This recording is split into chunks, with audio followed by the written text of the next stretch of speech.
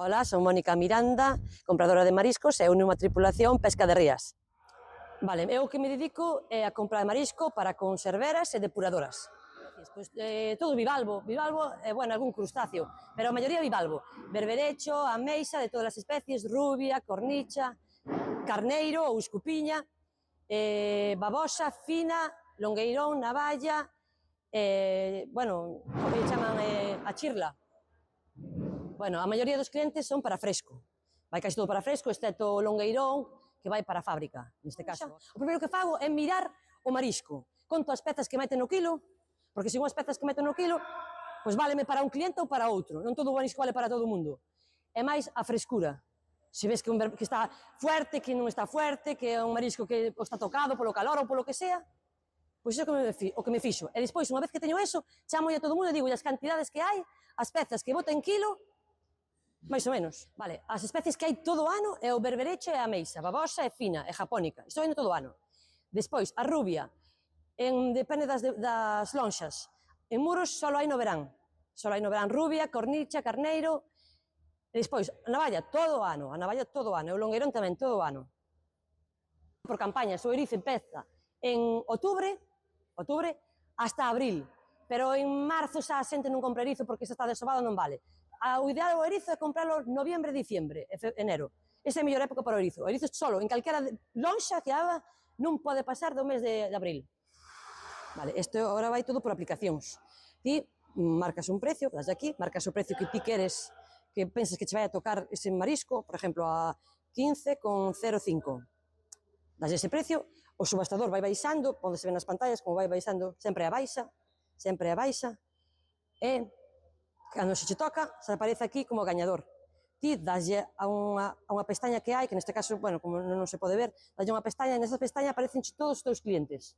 Asígnoslle ao cliente que ti compraste nese momento. Blanquita, ves?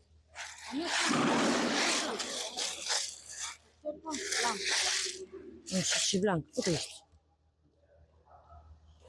Este. Bota esta.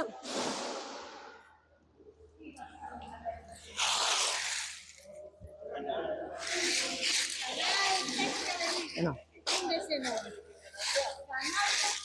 Nada.